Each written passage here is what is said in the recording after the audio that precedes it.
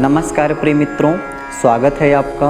मैं आचार्य अनूप त्रिपाठी और आप देख रहे हैं ज्योतिष एवं वैदिक ज्ञान। सबसे पहले आप सभी को होलिकोत्सव की बहुत बहुत शुभकामनाएं। हिरण्यकश्यप के साथ में सब कुछ अच्छा चल रहा था। वह ब्रह्मा के वरदान के कारण अजेय और अमर हो चुका था। उसके हाथ एक खुशी और लगी। उनकी पत्नी कयाधु गर्भवती हो गई और गर्भावस्था काल में ही नारद मुनि का उन्हें सत्संग प्राप्त हुआ। और एक संत के सत्संग का प्रभाव क्या होता है, यह हमें इस कथा के माध्यम से पता चलता है। फिलहाल इस कथा में एक संत के सत्संग का प्रभाव इस कदर हुआ कि हिरण्यकश्यप के साम्राज्य की जड़ें हिला दी। कुछ दिन बाद प्रहलाद का जन्म हुआ। प्रहलाद के 4 भाई थे, जिनमें प्रहलाद सबसे छोटे थे, लेकिन गुणों में सबसे बड़े थे। भगवान के परम भक्त थे। वे बालकाल से ही गर्भगत मिले सत्संग की याद कर भगवान का चिंतन किया करते थे और बालकाल से ही उनके अंदर बड़ी ही विलक्षण आभा थी। होनहार बिरवान के होत चीकने पात। धीरे धीरे प्रहलाद बड़े होते गए और उसी के साथ उनकी भगवान के प्रति श्रद्धा, निष्ठा और भक्ति भी समय के साथ बढ़ती चली गई। दिन प्रतिदिन प्रहलाद के बढ़ते साधु स्वभाव को देख करके हिरण्यकश्यप को बड़ी चिंता होने लगी। मन में विचार आया कि यह कैसे और क्या हो गया। इस सुंदर लहलहाते दैत्य रूपी चंदन वन में भला यह कांटा कैसे पैदा हो गया। दैतेय चंदन वने जातोयम कंटकद्रुमा। हिरण्यकश्यपु प्रहलाद के सदचरित्र को देख करके भयभीत और क्रोधित हुआ। मार काट की भाषा सीखने के लिए प्रहलाद को संडामर्क विश्वविद्यालय भेज दिया। किंतु जो रहीम उत्तम प्रकृति काकरि सकत कुसंग, चंदन विष व्यापे नहीं लपटे रहत भुजंग। वहाँ जाकर के प्रहलाद ने उल्टा दैत्य पुत्रों और कई जनों को साधु बना दिया। और यह बात जब हिरण्यकश्यप को पता चली कि मैं अपने साधु बेटे को वहाँ दैत्य बनाने के लिए भेजा है, लेकिन यह साधु बेटा हमारा वहाँ के दैत्य पुत्रों को ही साधु बना रहा है, तो यह जान करके हिरण्यकश्यपु बहुत ही क्रोधित हुआ और अपने ही पुत्र प्रहलाद को मारने के लिए अनेक प्रकार से षड्यंत्र करने लगा। अग्नि, पृथ्वी, वायु, जल, आकाश, विष अनेक प्रकार से प्रहलाद को मारने की कोशिश करने लगा, लेकिन प्रहलाद को मार न सका। तब उनकी बहन हिरण्यकश्यप की घर आई और पता चला कि भाई दुखी है, और यह जान करके कि अपने ही पुत्र से दुखी है और यह जो पुत्र है यह दैत्य कुल की नाक कटाने पे तुला है, यह जान बुआ को भी अपने भतीजे पर बहुत क्रोध आया और अपने भाई को आश्वासन दिया कि अभी आपकी बहन जिंदा है, अभी आपको किसी भी प्रकार की चिंता नहीं करनी चाहिए। देखिए मैं कैसे एक चुटकी में इसको ठिकाने लगाती हूँ। फिर क्या था, एक चद्दर को ले जो उसे वरदान में प्राप्त था कि जब तक उसके ऊपर रहेगा तो अग्नि उसको जला नहीं सकती। उस चद्दर को लेकर के वह भक्तराज प्रहलाद को ही जलाने चली और प्रहलाद को अपनी गोद में बिठा करके उस चद्दर को ओढ़ करके आग में बैठ गई।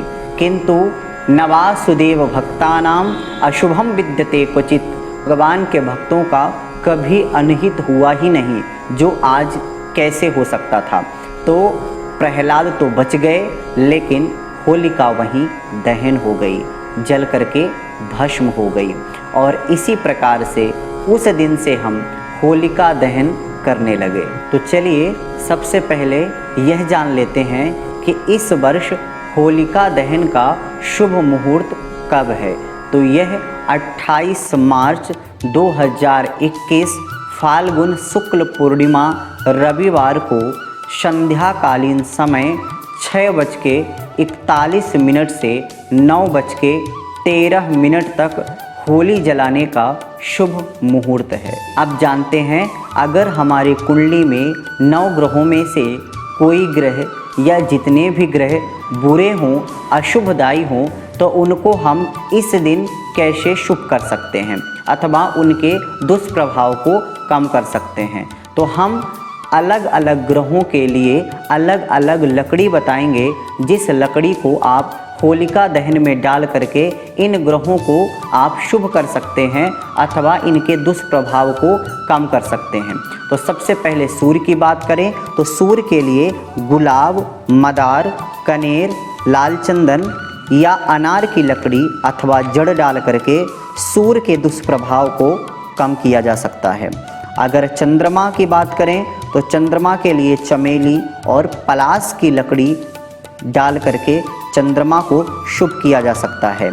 भौम मंगल की बात करें तो गुड़हल, खैर या चंदन या आंवला डाल करके, आंवला की लकड़ी डाल करके हम मंगल को शुभ कर सकते हैं। बुध की बात करें तो अपामार्ग, पान और बेल की जड़ को डाल करके बुध को हम मना सकते हैं। गुरु की बात करें तो गुरु के लिए केला, बेल, हल्दी अथवा पीपल की लकड़ी डाल करके हम गुरु को शुभ कर सकते हैं। शुक्र की बात करें तो गूलर, तुलसी अथवा जामुन की लकड़ी डाल करके हम शुक्र को शुभ बना सकते हैं। शनि की बात करें तो शमी की लकड़ी डाल करके शनि के लिए हम शनि को शुभ कर सकते हैं।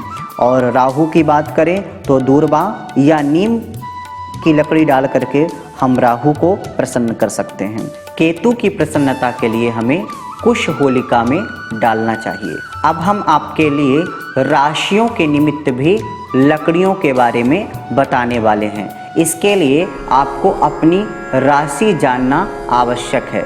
आपकी जो भी राशि है उसके अनुसार आप लकड़ी डाल करके होलिका में अपने ग्रहों को शांत कर सकते हैं। तो सबसे पहले मेष और वृश्चिक राशि। अगर आपके मेष और वृश्चिक राशि है तो नागफनी, अनंतमूल, अनार और खैर की लकड़ी आपको होलिका दहन में डालनी चाहिए। अगर आपकी वृष या तुला राशि है तो गूलर या सतावर की लकड़ी आपको होलिका में डालनी चाहिए।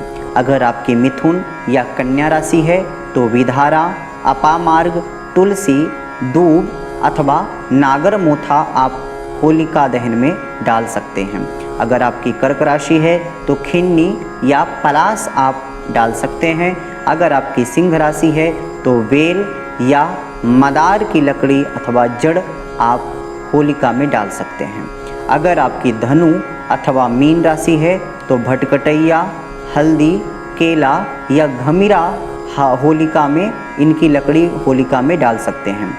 अगर आपकी मकर या कुंभ राशि है तो बिछुआ अथवा शमी की लकड़ी या उसकी जड़ आप होलिका दहन में डाल करके आप अपने जीवन में किसी भी प्रकार के क्लेश से मुक्त हो सकते हैं। इसी के साथ हम आपको कुछ उपाय और टोटके भी बता देते हैं।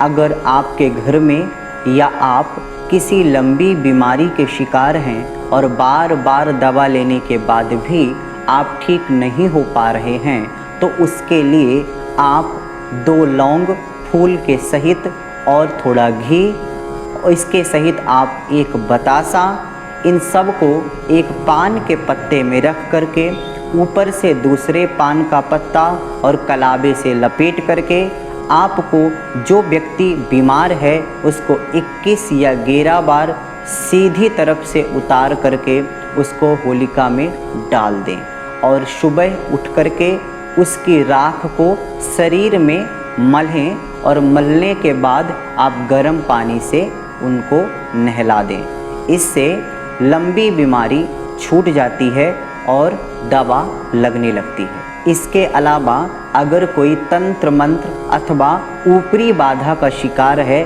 तो वह लोभान अपने से उतार करके होलिका में डाले और सुबह राख लगा करके गर्म पानी से स्नान करे तो उसको किसी भी प्रकार की अगर समस्या है तो वह छूट जाएगी। ऐसा भी कहा जाता है कि घर में अगर नकारात्मक ऊर्जा है तो उसके लिए होलिका की राख को गंगा जल से छिड़काव करने पे घर की नकारात्मक ऊर्जा भी नष्ट हो जाती है। इसके साथ हमें यह भी ध्यान रखना चाहिए कि होलिका दहन में किसी भी प्रकार की अपवित्र वस्तु नहीं डालनी चाहिए। चलिए अभी के लिए बस इतना ही, आगे फिर उपस्थित होंगे एक नई जानकारी के साथ। तब तक के लिए नमस्कार।